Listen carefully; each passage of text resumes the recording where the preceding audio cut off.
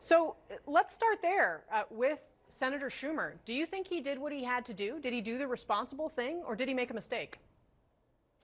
Well, he made a mistake, and there's deep disappointment among many Democrats who are fed up with the old guard. Here's the issue. No one wanted the government to shut down, but what we wanted is there to actually be a negotiation with the Trump administration, so they would commit to not closing Social Security offices, so they would commit to not firing veterans, so they would commit to not unilaterally cutting USAID or NIH funding for cancer research. And we didn't get that.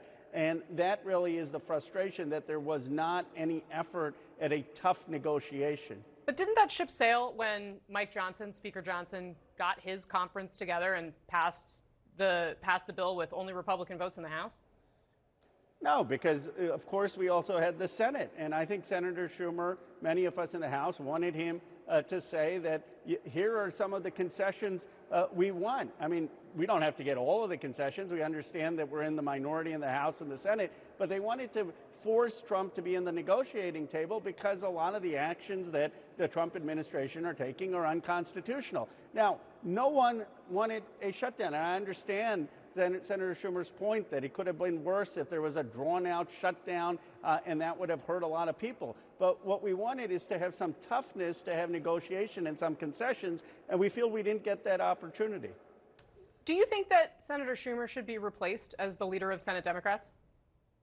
Well, that's not my place. Look, that's for the senators to figure out, and certainly the senators aren't going to care what some House member thinks about that. But what I do think is that a lot of us, our leadership, and all of us have to step up and be more creative and bolder in thinking about how we take on the Trump administration's unconstitutional actions. And the other place where I respectfully disagree with Senator Schumer is he said the only problem in the New York Times interview was that we weren't bragging enough of what we've done. I think we've got a deeper problem in this country. People think the last 50 years of politics have been broken, the status quo is broken, that income inequality has soared, that jobs have been offshored, and we've got to offer an actual vision for economic transformation, not just say we've got to sell the status quo better.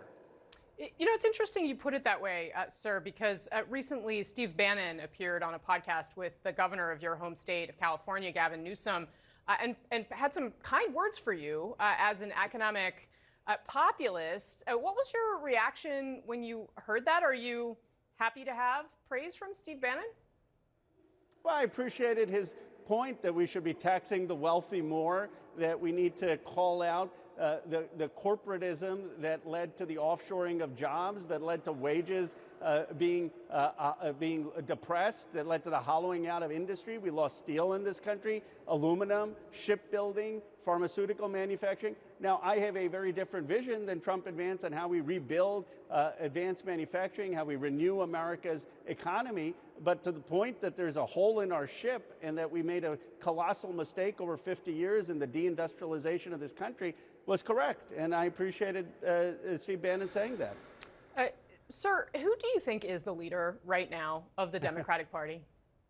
Well, look, I think it's Hakeem Jeffries by virtue of the fact that he's the only one elected in that position in terms of a congressionally elected leader. I guess, I think Senator Schumer has disappointed a lot of people, and so I think people are looking to next generation leaders like Hakeem Jeffries. There are a lot of other great voices, a dozen or 20 of them will run in the future for national office, but right now they aren't elected to anything. So if you look at who's actually elected, it's Hakeem Jeffries.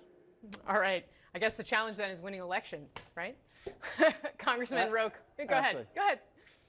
Well, no, I mean, look, I think we're going to have, I was concerned when I saw that CNN poll of Democrats at 30%. And then, I looked at when the last time was that we were at 30%, 1991. And then we had Bill Clinton. So we've got great voices, great talent in our party. I'm confident they're going to come back. I'm confident we're going to win in 2028, especially given the erraticism of the Trump economy. But first, we've got to elect Hakeem Jeffries Speaker. And our focus, all of us, should be how do we make him Speaker? And that's, I think, what can unify the party.